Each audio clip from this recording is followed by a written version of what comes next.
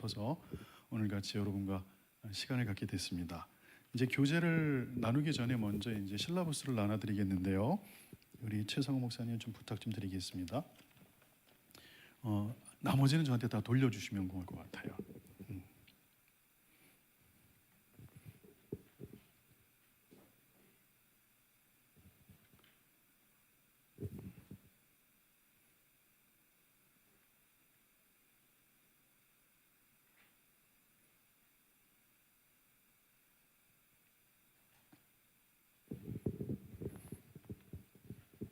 그러면 진행을 하도록 하겠습니다. 함께 생각하고 고민하는 성경 공부 1편이고 전체적으로 이제 4편으로 구성이 되는데요. 첫 번째 교육 목표는 1. 성경에 대한 원어적 접근과 본질적 의미를 찾아내도록 한다라는 부분입니다. 그래서 김용효 목사님과 제가 이 두 부분을 어느 정도 조율하면서 진행을 하게 될 거고요. 두 번째는 목회 현장에 최대한 도움이 되는 성경의 말씀을 같이 연구하고 토론한다. 세 번째는 혹이나 성경에 대해 오해하고 있는 점이 있다면 도움이 될 수 있을 것이다. 그래서 이번 사회에 걸쳐서 나누게 되는 이 본질적 성경 연구와 헬라어 성경 연구를 통해 성경의 해석에 대한 이 거시적인 관점과 그다음에 미시적 관점을 통해 목회 현장에 도움이 되는 성경 공부 시간이 되기를 소망해 봅니다. 두 번째 이제 정의, definition이라는 개념을 여러분과 나누게 될 텐데요. 오늘 이 내용에 대해서는 대부분 여러분이 알고 계시는 분이 많을 거예요. 그래도 끝까지 경청해 주시는 것에 대해서 먼저 감사를 표하겠습니다. definition, 이 정의는 어떤 말이나 사물의 뜻이나 개념, 의미를 명백히 밝혀 규정함으로 또는 그 뜻을 말하는 것이다. 99년도에 미국의 화성기후 탐사선이 화성궤도에 진입하다가 원래 계획보다 100m 낮은 궤도에 진입해서 폭발해버립니다. 원인은 도량형의 불일치였죠. 미 항공우주국 나사는 미터법을 썼고요. 제작사인 로키드 마틴은 야드법으로 데이터를 전송했습니다. 이 탐사선의 데이터가 미터법으로 보고되어야 하는데 야드법에 따라서 보고되는 실수로 벌어진 참극이었죠. 단순히 오해를 넘어서서 정의가 달라지면 심각한 생명의 위태로움까지 발생하게 되고 때로는 화성기후 탐사선처럼 어마어마한 재정의 낭비로까지 이어지게 됩니다. 각자가 다른 정의를 품게 되면 문제 해결이 어려워지죠. 목회 현장에서 벌어지는 갈등이나 오해들은 대부분 목사님과 성도분들 사이에 정의의 불일치로 벌어지거나 때로는 성도들 간의 정의가 제대로 작동하지 않아서 발생하는 것으로 봐도 무방할 겁니다. 대부분 오해는 자기 나름의 이해를 바탕으로 상대를 이해하려는 자기중심적 사고의 경향 때문이라고 학자들이 설명합니다. 그런데 다른 정의는 결국 다른 생각과 다른 행동으로 이어지게 됩니다. 공통적인 개념으로 정의를 규정하고 사역에 착수해야만 곤혹스러운 상황을 벗어날 수 있게 됩니다. 설교를 통해 목회자가 전달한 내용이 성도들에게는 다른 개념이나 뜻으로 받아들여지는 일들이 너무 많습니다. 여러분과 저는 삶의 현장에서 그리고 목회 현장에서 직접적으로 경험해 오셨습니다. 그래서 세 번째 중요한 개념이 Operational Definition입니다. 보통 한국에서는 이 Operational Definition을 조작적 정의라고 표현을 하는데 이 조작적 정의라는 것은 추상적이어서 설명할 수 없고 서로 이해하기가 너무 난해해요. 그때 이것을 측정이 가능한 형태로 명명하는 정의를 Operational Definition이라고 합니다. 지능지수가 그런 케이스죠. 인간의 지능을 측정할 수 없는데 수치로 표현한 것, 그게 조작적 정의의 한 형태로 이해할 수 있는데, 그런데 이 operation이라는 단어의 조작 이외의 뜻이 있어요. 작동하다, 수술, 작전이라고 해석이 됩니다. 오늘 나누는 내용을 설명하기 위해서 저는 이 operational definition을 조작적 정의라고 얘기하지 않고 작동하는 정의라고 여러분에게 하면 훨씬 더 수월하게 이 부분이 이해될 수 있을 거라고 생각합니다. 쉽게 말해서 작동하는 정의는 목사님께서 강대상에서 설교를 할 때 그 의도와 목적이 정확하게 청자인 성도들에게 전달되었는지, 그 전달될 때 A라는 화자와 B라는 청자가 그 개념이 분명하게 일치될 때 Operational Definition이라고 표현을 합니다. 집에서 사모님과 대화를 나눌 때 또는 아이들과 대화를 나눌 때 내용이나 개념이 정확하게 의도한 대로 상대방에게 전달되는 거죠. 내가 가지고 있는 생각이나 개념 뜻이 상대방에게 정확하게 이해되고 전달되면서 작동하는 것을 오퍼레이셔널 데피니션이라고 볼 수 있습니다. 군대 생활을 할 때 포병 숫자에 대해서 여러분 알고 계시거나 들어보셨을 겁니다. 여기 숫자가 있죠. 그런데 이걸 읽는 방법이 두 가지입니다. 1, 2, 3, 4, 5, 6, 7, 8, 9, 10 하나, 둘, 셋, 넷, 다섯, 여섯, 일곱, 여덟, 아홉, 열. 근데 여러분 아시다시피 전차부대나 일본 표대에서는 이 숫자를 절대 이렇게 얘기하지 않습니다. 하나, 둘, 삼, 넷, 5에서 7, 8, 9, 0 이렇게 외웁니다.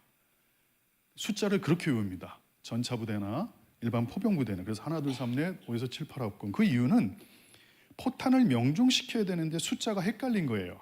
1이나 2 발음이 비슷해요. 3, 4가 발음이 비슷해서 전투원 사이에 심각한 오류가 발생하자 이 탄두가 정확한 표적지에 닿지 못하는 일이 계속 벌어지는 거예요. 그래서 새롭게 만들어진 숫자 체계가 바로 이 포병 숫자입니다.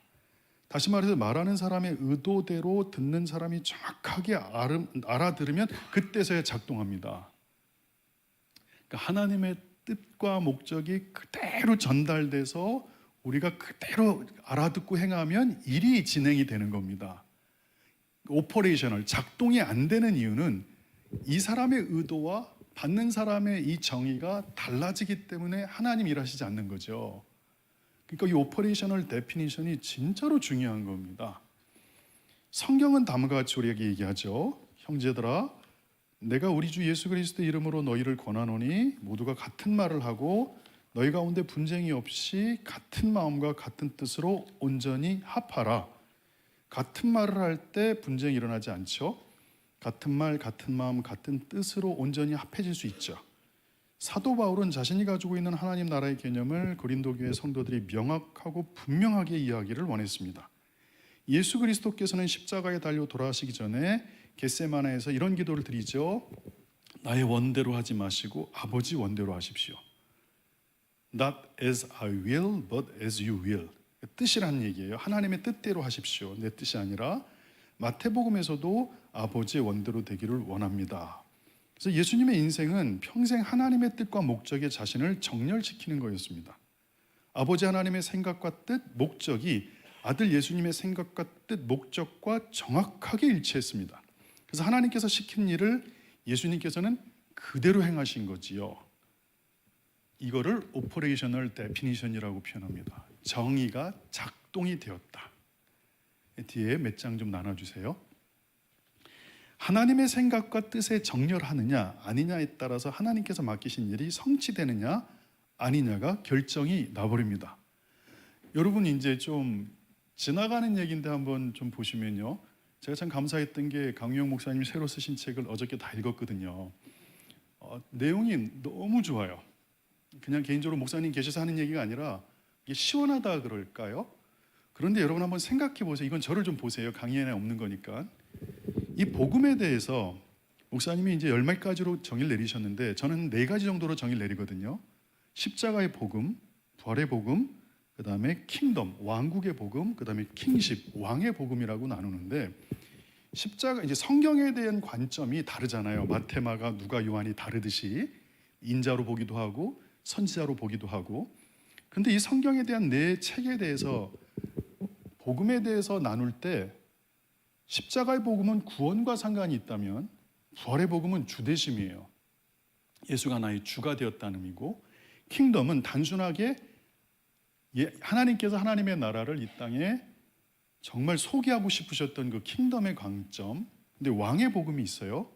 근데 참 재밌는 건 뭐냐면 복음에 대한 시각이 여러 개지만 만약에 왕의 복음이라는 시각으로 성경을 보게 되면 왕의 말씀은 거기는 내 의견을 달 이유가 없죠. 왕이 말 한마디를 하면 그냥 다 모든 게 이루어지지 않습니까? 그러니까 왕이라는 개념이 이 왕이 갖고 있는 왕의 개념과 우리가 갖고 있는 왕의 개념이 불일치할 때 문제가 생긴다는 거죠. 우리는 왕을 갈아엎을 수 있어. 우리는 왕의 얘기를 들은 채 만취할 수 있어. 왕의 얘기를 선택적으로 우리가 할 수 있어. 그런데 성경에서 말하는 왕의 복음은 이런 차원의 왕의 복음이 아니잖아요. 절대성이잖아요. 왕이 지나가는 말로 한마디 해도 옆에 있는 내신들이나 대신들이 다 벌벌 떨거든요. 그러니까 왕의 복음은 절대성이 있는데 참 재밌는 거 뭐냐면, 죄송해요, 동성애에 대해서 성경에서는 6번 언급하잖아요. 왕이 하신 말씀이 성경이잖아요. 왕은 하지 말라고 말씀하셨잖아요. 그러니까 성경에 대한 오퍼레이셔널 데피니션이, 나는 신학교에서 배웠기 때문에 이건 짜집기야라고 접근하는 사람과, 아니야, 말씀은 절대적으로 우리가 순종해야 될 왕의 말씀이야라는 데피니션이 불일치할 때 작동이 안 돼요. 근데 저는 성경은 왕의 복음이라고 생각해요. 절대성, 신학적인 걸 넘어서, 어떤 인문학적인 걸 넘어서 그냥 그분은 우리의 왕이시고 주인이시고 창조주신 분이기 때문에 나는 거기서 내가 선택할 수 있는 건 내 의견이 아니라 순종밖에 없다는 거죠. 그러니까 성경에 대한 이 정의가, 하나님의 의도와 받는 이 백성의 정의가 불일치할 때 성경이 작동하지 않는다는 거죠. 하나님 일하시지 않는다는 거예요. 그래서 저는 왜 성경에서 예수님께서 자신의 뜻이 아니라 하나님의 뜻에 모든 걸 맞추시려고 그러셨을까? 그것은 예수님은 정확히 하셨던 거예요. 내 뜻이 하나님의 뜻에 일치할 때 이게 오퍼레이션, 작동한다는 거죠. 하늘이 열릴 것이고 하나님의 놀라운 성령의 기름 부음으로 이 땅에 강력한 역사가 일어나게 된다는 사실.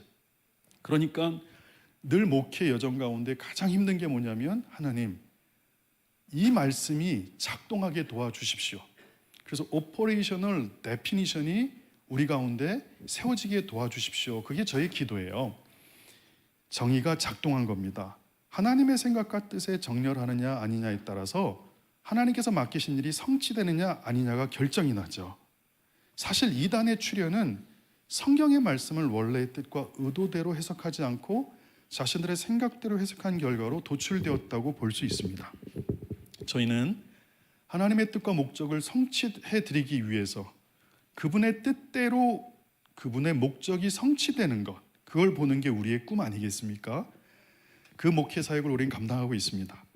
일주일에 여러 차례 하나님의 말씀을 대언하는 목사님들의 눈물과 땀, 수고와 헌신이 있습니다. 그러나 수백 번 설교를 해도 성도들의 변화가 그리 크지 않은 것 같습니다.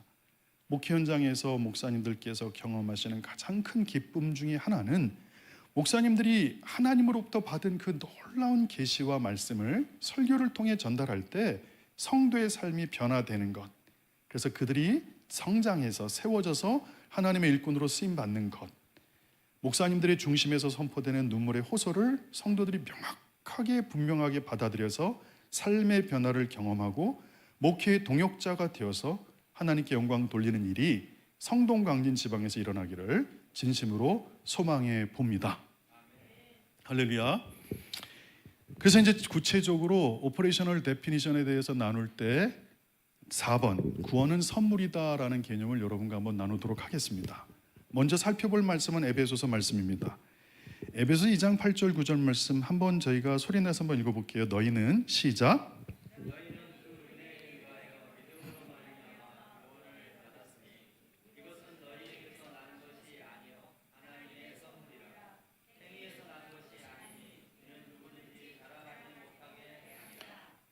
여기서 되게 중요한 건, 구원을 믿음으로 받습니까? 아니면 믿음에다가 행위가 더 필요한 겁니까? 이 논쟁은 기독교 안에서 의견 충돌이 있었던 정말 오래된 논쟁입니다. 지금도 장로교와 감리교에서는 첨예한 관점의 대립이 있어 왔습니다. 그래서 칼비니즘과 알미니안주의의 논쟁도 지금까지 이어지고 있죠. 500년 넘도록. 더 놀라운 것은요, 이 논쟁에 불을 붙였던 장로교 안에서 심각한 논쟁이 지금 지속되고 있다는 사실입니다. 요즘 나오는 책이나 논문 가운데서 놀랍게도 한 번 구원은 영원한 구원이다라는 개념이 칼빈주의 입장인데 총신대 교수님들이 들고 일어나고 계셔요. 지금요. 한 명이 아니라 여러 명이. 이렇게 가면 안 된다는 거죠. 한 번 구원은 영원한 구원에 대한 개념이 수정돼야 된다라는 책들이 계속 나오고 있어요. 참 한편으로는 좀 고맙기도 한데, 어떤 교단에 속한 분들은 믿음과 행함을 대립 개념으로 봅니다. 구원은 행함으로 받는 게 아니라 믿음으로 받는 것이라고 말하면서 꼭 등장시키는 말씀이 바로 여러분이 읽었던 이 에베소서 2장 8절과 9절 말씀입니다. 여러분이 이 말씀을 잘 보시면 이 말씀이 믿음과 행함은 절대 같이 갈 수 있는 게 아니라 오직 믿음으로만 구원을 받고 행함은 절대 구원과 상관없다. 그 내용을 주장하는 분들의 증명이 될 수 있는 말씀이라고 그분들은 주장합니다. 그런데 에베소서 2장 8절과 9절에서 우리가 주목해야 될 게 있지요. 그것은 대명사 이것입니다. 여러분 실라버스에 이것은의 밑줄이 쳐 있을 겁니다. 대명사는 여러분 쉽게 얘기해서 사람이나 사람 명사를 대신해서 쓰지요. 근데 한국어 성경에서 이것은 앞에 있는 구원이 분명히 이 대명사로서 쓰이게 된 이유라고 대부분 생각합니다. 왜냐하면 목적격 조사 을이 구원 뒤에 붙어 있죠. 그래서 이 말씀을 이렇게 얘기합니다. 우리가 구원을 받았다. 그 구원은 하나님의 선물이다. 이렇게 해석하는 게 그동안 한국교회 해석된 일반적 견해입니다. 이어서 구원은 하나님의 선물이기 때문에 누구도 자랑하면 안 된다고 말하면서 등장하는 논리가 바로 다음의 논리입니다. 구원은 하나님의 선물이다. 그래서 우리가 어떤 행위를 한다고 해서 구원을 받는 것은 아니다. 믿음으로 구원을 선물로 받은 것이지 행위로 구원을 받는 것이 아니다. 이게 바로 마든 교회가 해석해왔던 내용입니다. 구원이 하나님의 선물이라는 뜻이죠. 하나님의 선물을 이것, 구원을 대명사로 받았다는 겁니다. 근데 이렇게 해석한 결과 어떤 일이 벌어지냐면 행위 구원론, 즉 믿음은 반드시 행위가 동반된다는 주장은 배격당하고 한국교회에서 설 자리가 계속 줄어들었습니다. 구원은 하나님의 선물이기에 행위로 구원을 받을 수 없다는 정의가 한국교회 국권이 세워지면서 구원은 삶에서 반드시 행함이 동반되어야 한다는 의견은 암묵적으로 한국교회에서 배격당하고 말았습니다. 이렇게 강조된 구원에 대한 이해로 인해 한국교회는 행위와 상관없는 은혜로만 구원을 받는 구원론이 사실 대세로 받아들여지게 되었죠. 그런데 여러분 에베소서 2장 8절 9절 말씀을 영어로 한번 살펴보겠습니다. 저 영어 잘 못합니다. For it, 바로 비인칭 대명사 it이 나옵니다. 근데 이미 it은 앞에 언급되었거나 현재 이야기되고 있는 사물이나 동물, 명사를 가르치는데 그러면 영어 성경에서 말하는 이 it은 무엇을 말하는 겁니까? 대명사니까 반드시 명사가 등장해야 되죠. 그런데 한국어 성경에서는 구원이라는 명사를 대신해서 대명사인 이것이 사용되었지만 영어 헬라어에서는 아무리 살펴봐도 여러분 구원이라는 명사가 없습니다. 동사로만 사용되었을 뿐입니다. For it is by grace you have been saved라고 되어 있습니다. 영어와 헬라어로 보면 헬라어 파스에서도 V, 동사로 표현되어 있죠. 그러니까 우리가 이 문장을 해석할 때 얼마나 큰 실수를 지금 저질렀는지 여러분이라는 게 아니에요. 그분들이 금세 알아차릴 수 있습니다. 한글 성경의 구원은 명사입니다. 그런데 영어 성경 헬라어에서 구원은 명사입니까? 동사입니까? 동사입니다. 한국어 성경에서는 구원을 이라고 표기하면서 목적적 조사 을을 붙였기 때문에 이것이 구원이라고 말씀을 드렸고, 그러나 영어는 구원되었다 동사로 표현됩니다. 이 동사를 좀 더 정확하게 해석하면 구출되었다, 건진바 되었다가 더 적합합니다. 그래서 8절의 해석은 다음과 같이 하는 게 더 적절해 보입니다. 믿음을 통해서 은혜로 건진바 되었다. 구출된 것은 우리에게서 난 것이 아니라 하나님의 선물인 믿음을 통해서 구원을 받았다는 겁니다. 그러니까 이 대명사 it은 구원이 아닙니다. 인칭 대명사 it은 더더욱 은혜도 아닙니다. 왜냐하면 for it is by grace를 만약에 it이 grace가 되면 문장이 이상해집니다. For grace is by grace. 있을 수 없는 문장이죠.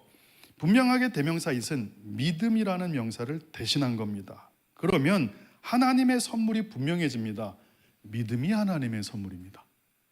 구원이 하나님의 선물이 아니라 믿음이 하나님의 선물이 됩니다.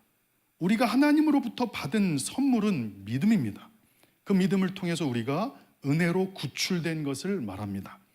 믿음을 통한 은혜로 우리가 구출되었다. 믿음은 우리에게서 나온 것이 아니다. 믿음은 하나님의 선물이다. 우리가 어떤 일들을 해서가 아니기 때문에 누구도 자랑할 수 없다. 9절을 보겠습니다. Not by works, so that no one can boast. 행위에서 난 것이 아니라는 해석보다는 우리가 어떤 일을 해서, 노력해서, 열정을 가지고 뭔가를 해서 믿음을 하나님의 선물로 받는 것이 아니라는 뜻입니다. 믿음이라는 것은 전적으로 하나님의 선물이며 하나님으로부터 납니다. 그러므로 우리가 자랑해서는 안 됩니다. 구원이 하나님의 선물이 아니라 믿음이 하나님의 선물입니다. 그 믿음이 선물로 주어져야지만 하나님께서 나의 주인이 될 수 있고 왕이 되실 수 있습니다. 죽었다 깨어나도 인간의 노력으로는 하나님을 전능하신 나의 왕, 나의 주로 고백할 수 없습니다. 오직 하나님께서 선물로 믿음을 우리에게 주어야만 하나님을 주요 왕으로 고백하게 됩니다. 이 귀한 하나님의 선물, 믿음을 주신 하나님을 찬양합니다. 세상의 사람들은 절대로 하나님을 천지를 창조하신 전능하신 주님으로 왕으로 믿을 수 없습니다. 그들에게는 믿음이 하나님의 선물로 주어지지 않았기 때문입니다. 믿음은 전적으로 하나님께서 주신 최상의 선물입니다. 한국교회는 이 말씀의 해석을 정확하게 하지 못해서 행위로 구원을 받을 수 없다는 것을 강조하는 경향으로 흘러왔습니다. 그러나 이 해석의 부작용은 신앙생활을 함에 있어서 행위의 중요성을 강조하는 사람들을 밀쳐버리고 오직 구원은 하나님의 선물이며 행위로 구원을 받는 것은 절대 아니라고 해석하는 오류를 범하고 말았습니다.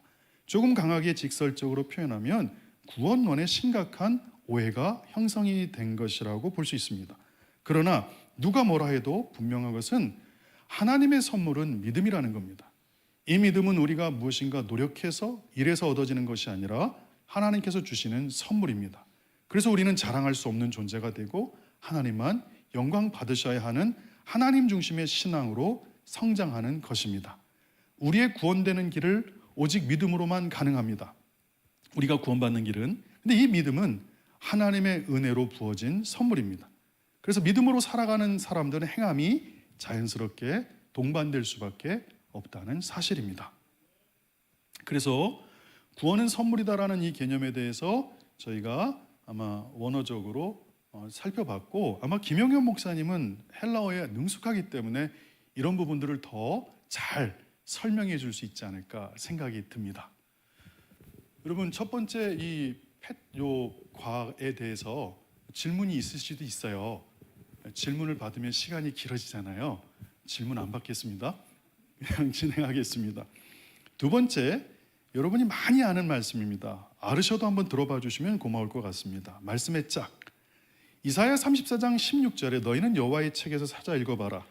이것들 가운데서 빠진 것이 하나도 없고 제짝이 없는 것이 없음이리니 이는 여호와의 입이 이를 명령하셨고 그의 영이 이것들을 모으셨습니다. 한국 개신교를 위협하는 이단 단체 이만희의 신천지에서 발행되는 구역공과 성도와 천국이라는 책이 있거든요. 그 책을 읽어보면 이런 내용이 나옵니다. 신약과 구약에는 그 짝이 있다. 따라서 예언이 육신이 된 실체가 분명히 존재한다는 사실을 알 수 있다. 쉽게 얘기해서 다윗이 40년을 통치하는데 예수님이 3년 통치했으니 짝이 되는 나머지 37년은 이만희가 통치해야 된다. 이런 식으로 가거든요. 그러니까 여러분들이 같은 단체에서 나온 감추어진 만나의 책에도 이런 내용이 언급됩니다. 이사야 34장 16절을 읽어보십시오. 말씀에는 짝이 있다고 하셨는데 여기서 짝이란 비유의 말씀과 그 뜻을 말하는 것입니다. 결국 이 말씀을 중심으로 해서 비유풀이와 그 다음에 실체에 대한 그들의 주장이 견고하게 형성이 되었지요. 말씀의 짝교리는 신천지의 저윤유물이 아닙니다. 이단으로 정죄받았던 김풍일 구인에도 신천지에서 주장하는 짝교리와 유사한 주장을 펼치고 있습니다. 김풍일이 쓴 생명나무라는 책에서는 성경은 빠진 것이 없이 짝으로 기록되었다. 여호와의 책인 성경을 자세히 읽어보면 빠진 것이 하나도 없다는 것은 완전하다는 것이다. 완전하다면 더할 필요도 없이 뺄 것도 없는 것이니 그 시계의 부속이 완전하면 더할 필요도 없고 부속을 빼낼 필요도 없다. 완전한 시계의 부속을 가감하는 것은 시계를 고장나게 한다. 이와 같이 성경을 자세히 보면 성경 말씀 외에 더할 필요도 없고 뺄 필요도 없는 완전한 책이지만 자세히 읽어보지 않으면 빠진 것도 많고 빠진 자리에 덜 것도 많다. 그래서 오늘날 성경을 해석할 주석 책들과 같은 것이 많이 나온 것인 줄도 모르고 있다. 성경은 가미할 필요가 없다. 인류의 구원을 길표로 세워놓은 완전한 책이다. 그 이유는 성경은 짝으로 기록되었기 때문이다라는 주장입니다. 구인회는 자신을 재림예수라고 했던 이단이죠. 성경은 어떻게 기록되어 있는가? 성경 말씀은 역사설, 예언설, 교훈의 말씀으로 되어 있는데 이 말씀이 다시 형이상학과 형이하학으로 나누어 한 인간을 기준으로 하여 우주 만상을 들어 비유와 비사와 상징과 거울과 그림자로 기록되어 있다. 비유, 비사, 상징, 거울, 그림자로 기록되어 있는 성경 말씀은 인간이 자의로 기록한 것이 아니고 성경에 감동한 사람들이 하나님과 예수님께 받아 기록한 것이므로 인간의 지혜나 지식으로는 성경 말씀을 풀이할 수 없다. 인간의 지혜나 지식으로 성경을 억지로 풀다가는 스스로 멸망한다. 비유, 비사, 상징, 거울, 그림자로 감춰져 있는 오묘한 말씀을 짝과 짝을 찾아 완전하게 풀이할 수 있는 사람은 다윗의 뿌리 어린 양 재림 예수 외에는 없다. 내용이 완벽해요. 그런데 중간에 하나만 다르죠. 오묘한 말씀을 짝과 짝을 찾아 완전하게 풀이할 수라고 되어 있어요. 심지어 유명한 개신교의 정통교회 목사님들 가운데도 말씀에 짝이 있다고 오해를 하십니다. 그러나 결론적으로 이사야 34장의 말씀은 에돔 땅의 저주가 임해서 그 땅에 짐승과 새들의 짝이 가득하게 될 것이라는 내용입니다. 말씀의 짝이 아니라 짐승과 새들의 짝을 말합니다. 하나님께서 그 짐승들을 하나도 빠짐없이 에돔 땅으로 불러 모아 그들의 소굴이 되도록 하시겠다는 질책의 말씀입니다. 하나님께서는 이사야 33장에 에돔에 대한 심판을 말씀하고 있습니다. 새변역 성경으로 읽어보면 이렇습니다. 주님의 책을 자세히 봐라. 이 짐승들 가운데서 어느 것 하나 빠지는 것이 없고 그 하나도 그 짝이 없는 짐승은 없다. 주님께서 친히 입을 열어 그렇게 되라고 명하셨고 주님의 영이 친히 그 짐승들을 모으실 것이기 때문이다. 신천지는 그래서 절대로 다른 성경 번역서를 못 읽게 합니다. 개역 한글 성경만 읽게 하지요. 이만희가 하나님으로부터 계시를 받아 받아먹은 책이 개역 한글 성경의 요한계시록이기 때문입니다. 그래서 말씀의 짝을 비밀스럽게 풀어야 하는데 그 짝을 찾아 푼 사람이 바로 자신이라고 선전하면서 사람들을 끌어모았고 한국 역사상 가장 큰 이단 단체로 성장합니다. 신천지는 짝의 실체가 있고 그것이 바로 비유풀이로 발전하게 된 것을 가르칩니다. 이사야 34장의 말씀을 세 번역으로 하나하나 살펴보면 이렇습니다. 펠리컨과 고슴도치가 그 땅을 차지했다. 부엉이와 까마귀가 거기에서 자리를 잡았다. 주님께서 에돔을 혼돈의 줄과 황무의 추로 재실 터이니 에돔을 창조 전부터 황무하게 하실 것이다. 거기에는 나라를 세울 통치자들이 없을 것이며 백성을 다스릴 지도자도 없을 것이다. 궁궐이 있던 곳마다 가시나무가 돋아나고 그 요새에는 쐐기풀과 엉겅퀴만 무성할 것이다. 그곳은 승냥이 떼의 굴이 되고 타조들의 집이 될 것이다. 거기에는 들짐승들이 이리 떼어 만나고 수렴소가 소리를 내어 서로를 찾을 것이다. 밤 짐승이 거기에서 머물러 쉴 곳을 찾을 것이다. 부엉이가 집을 만들어 거기에 깃들고 그 알을 낳아 까서 제 몸으로 그늘을 만들어 덮을 것이다. 솔개들도 제 짝과 함께 그리로 모일 것이다. 이사야 34장의 말씀의 처음 구절과 끝 구절을 찬찬히 살펴보면 이 말씀이 무슨 뜻인지 분명하게 이해할 수 있습니다. 이사야 34장의 말씀은 짐승들이 에돔을 차지하는 이야기입니다. 에돔은 승냥이 떼의 굴이 되고 타조들의 집이 될 것이라고 선포합니다. 부엉이가 알을 낳아 까고 솔개들도 제 짝과 함께 그리로 모인다고 이야기하고 있습니다. 그러면서 나온 말씀이 오해하기 딱 좋은 이사야 34장 16절의 말씀입니다. 빠진 것이 하나 없고 제 짝이 없는 것이 없다. 여호와의 책에서 찾아 읽어봐라. 하나님께서 짐승들을 모으셨다고 언급합니다. 그러면서 17절에 짐승들이 그 땅을 영원히 차지할 것에 대해 이사야는 기록하고 있습니다. 주님께서 친히 그 짐승들에게 땅을 나누어 주시고 손수 줄을 그어서 그렇게 나누어 주실 것이니 그 짐승들이 영원히 그 땅을 차지할 것이며 세세토록 거기에서 살 것이다. 하나님께서 짐승들이 짝을 이루어 에돔에 모이게 할 것이고 짐승들이 에돔 땅을 나누어 가지고 영원히 에돔 땅을 차지할 것에 대한 청사진이 제시되고 있습니다. 신천지는 말씀을 거짓으로 가르치고 해석해서 영혼들을 병들게 합니다. 성경의 전체적 흐름보다는 구절을 중심으로 성경을 보고 구절 해석도 단어를 중심으로 합니다. 그래서 말씀의 짝 교리는 신천지의 이론을 체계하는 플랫폼을 제공해 주었습니다. 여기에 이런 단어가 있는데 저기에도 이런 단어가 있으면 그것은 같은 뜻이다라는 식으로 비유풀이라는 거대한 플랫폼을 구축했습니다. 그러면서 구약과 신약은 철저하게 대칭 구조로 되어 있어서 모든 성경에는 짝이 있다고 주장합니다. 그 결과 구약의 예언을 구약에서 약속한 목자인 예수님이 신약에서 이루신 것처럼 신약의 예언 또한 신약에서 약속한 목자인 이만희가 이룬다고 하는 것입니다. 그래서 이만희가 책을 조술할 때마다 보혜사 이만희저라고 하는 것입니다. 우리는 정말로 성경이 그러한가 숙고하는 자세가 절실히 요구됩니다. 베리아의 유대 사람들은 다솔로니가의 유대 사람들보다 더 고상한 사람들이어서 아주 기꺼이 말씀을 받아들이고 그것이 사실인지 알아보려고 날마다 성경을 상고하였다. 우리가 놓치지 말아야 할 것이 바로 이 태도인 것 같습니다. 성경을 읽는 우리의 자세는 대단히 신중하고 조심스러워야 할 것이라고 생각합니다. 이제 세 번째 부분, 이런 식으로 이제 저희가 조금 생각해 보아야 될 말씀들을 저희가 나누도록 하겠습니다. 금식. 내가 기뻐하는 금식은 흉악의 결박을 풀어주며 멍에의 줄을 끌어주며 압제당하는 자를 자유하게 하며 모든 멍에를 꺾는 것이 아니겠느냐. 계속해서 살펴볼 말씀 구절은 금식에 대한 부분입니다.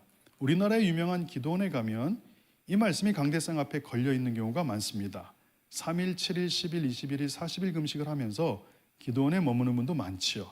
그런데 사실 기간을 정해놓고 금식할 때 이 말씀이 얼마나 위로가 되는지 모릅니다. 이사야 58장 6절의 말씀을 되새기면서 금식을 이어가죠. 저도 기도원에서 금식하면서 기도할 때 이 말씀이 정말로 위로가 많이 되었습니다. 내가 하는 금식을 마치면 많은 흉악의 결박이 풀어질 것이라 저는 믿었습니다. 내가 금식을 마치는 날 멍에의 줄이 끌어지고 압제당하던 사람들이 다 자유하게 될 것을 저는 간절히 소망했습니다. 이 말씀을 가슴에 붙잡고 그래서 그 힘든 기도와 금식의 시간을 견디고 집중할 수 있었습니다. 그러나 시간이 지나고 이 말씀이 다르게 해석돼야 한다는 것을 알게 되었습니다.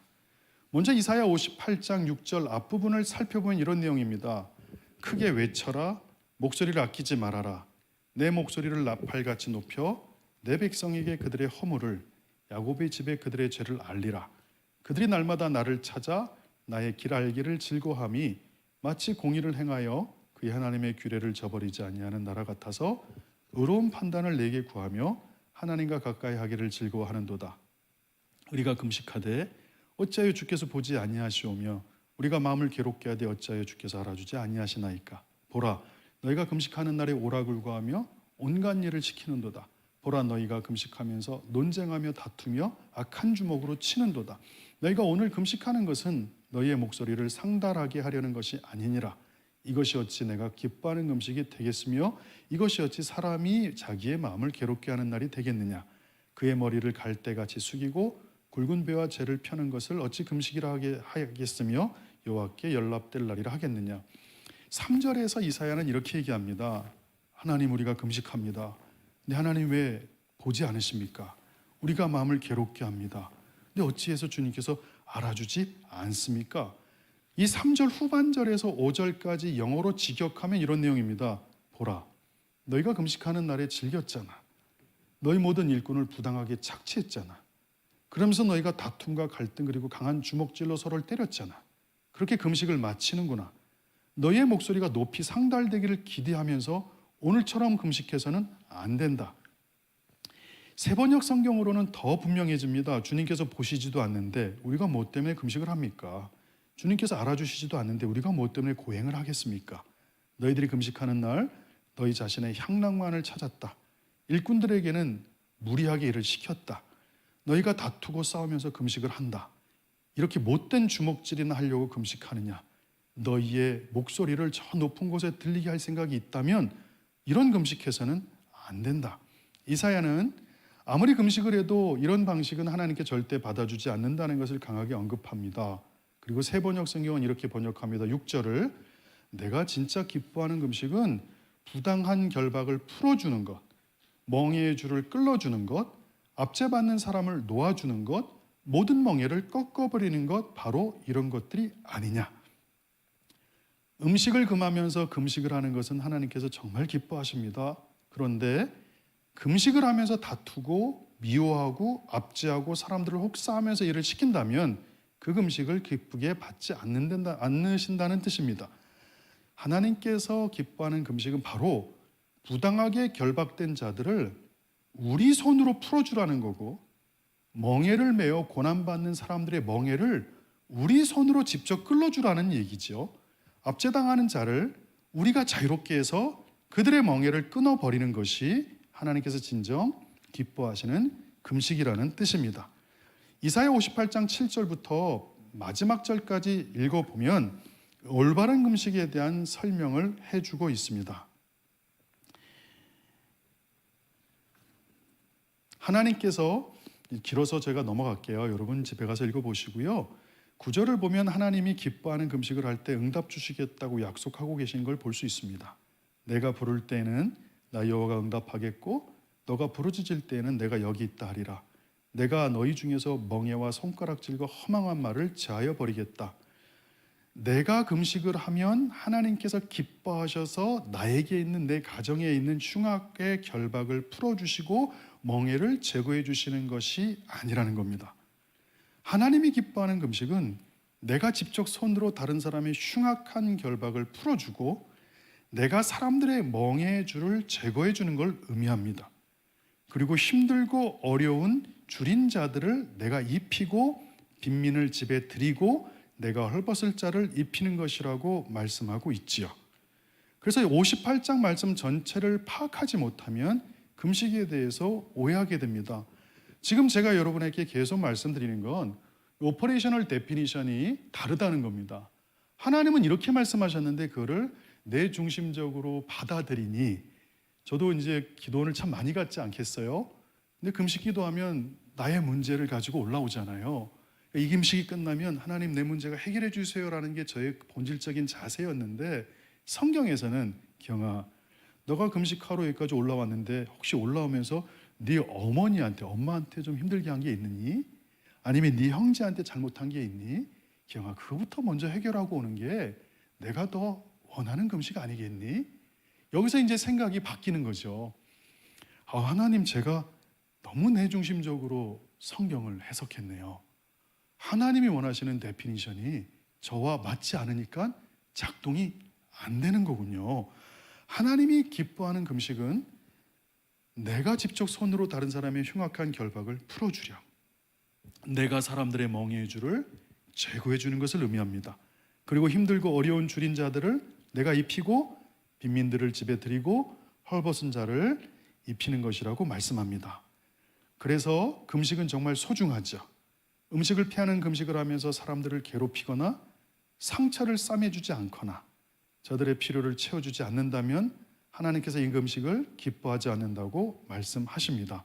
이제 이런 거예요. 설교를 준비하다 보면 오랜 시간이 걸리니까 여보, 나 토요일 날에는 설교에 대해서 건들지 마. 그리고 교회 가서 있는데 오늘 아내가 정말 어렵게 부탁을 해요. 여보, 우리 아들, 딸이 이런 일이 있어서 오늘 좀 어디 좀 갔다 와야 돼요. 여보, 나 설교인데 좀 건드리지 말아주세요. 참 제 비참한 고백입니다. 저의 비참한 고백.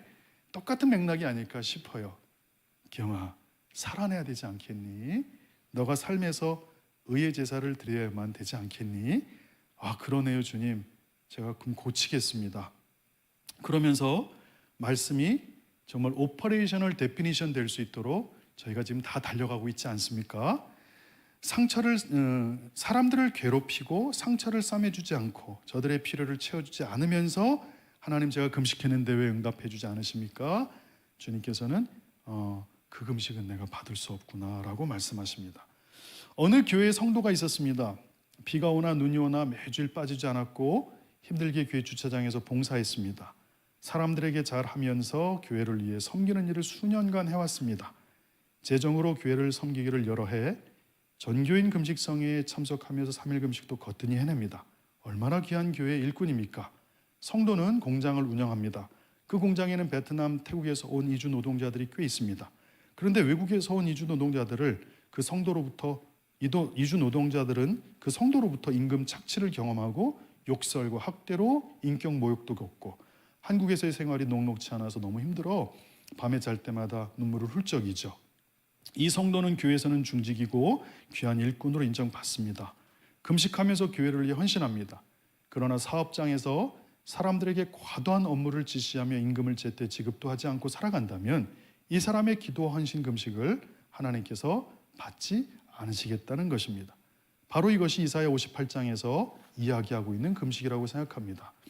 많은 분들이 다 알고 계시는 내용이겠지만 오늘은 구원은 선물이라는 이 단어가 얼마나 심각한 문제를 지금 야기시켰는지, 두 번째는 이 말씀의 짝이라는 단어 하나 자체가 잘못 오해가 됐을 때 세계 최대 이단 단체가 지금 성립하는 기초를 제공했다는 것, 세 번째는 이 금식에 대한 부분을 보면서 성경에서 저희가 살펴봤습니다.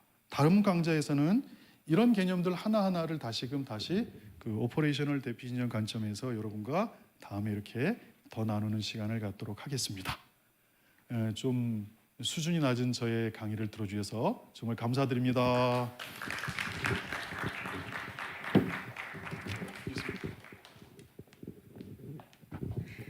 너무 좋은 강의인 것 같은데 저는 네, 저도 엄청나게 이 짝이 있다는 것 같고 아주 머릿속에 딱 박혀 있는데요. 이거 명확해서 너무 좋은 것 같습니다.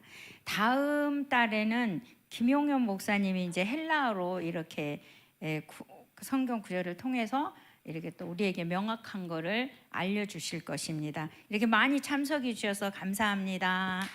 이상 강의 끝나겠습니다. 책이 있습니까? 예, 책은 무료로 드리겠습니다. 책 잠깐 설명드리겠는데요. 이 책을 쓰신 분은 사실 여의도 순복음교회 유일한 후계자셨어요. 조윤기 목사님이 10번을 찾아오셨거든요. 맡아달라고. 그래서 사실 은퇴를 4년을 늦추신 거예요, 조윤기 목사님이요. 왜냐하면 최자실 목사님이 이분이라고 정해놨었거든요, 후계자. 근데 이분이 못하겠다고, 자기는 그냥 그렇게 안 하겠다고 그래서 조윤기 목사님이 장로님들한테 맡겼고, 그 3,000명 장로님이 투표해서 뽑히신 분이 이영훈 목사님이셨어요. 이 책을 온누리교회 이제 청년의 담당 목사님께서 읽으시고 온누리교회 사표를 내셨어요. 선교사로 떠났습니다. 왜냐면 온누리교회 후계자 문제 때문에 하용조 목사님 아프셔가지고 엄청 내용을 겪었거든요. 거기서 본인이 강부호 목사님이라고 되게 유명한 청년 담당 목사님이 북경으로 떠나버리셨어요. 선교하신다고. 이 책 때문에 인생이 바뀐 사람들이 참 많아요. 저도 개인적으로 이 책을 18번 읽었습니다. 18번 정독으로. 그래서 이 책은 정말 여러분 인생에서 많은 도움이 될 거라고 생각이 들고, 이건 제 책이 아니잖아요. 그래서 같이 이 책을 읽으면서 여러분 목회에 많은 도움이 되시기를 부탁하는 마음으로 이 책을 갖고 왔습니다. 네, 교육부에서 또 이렇게 선물로 주시니 감사합니다.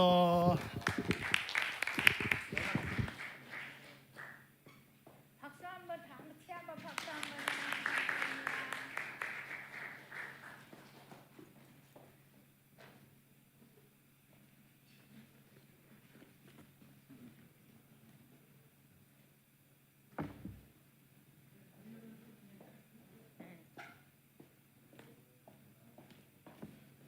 11월 달에도 혜택이 있습니다. 꼭 나오시기를 바랍니다. 감사합니다.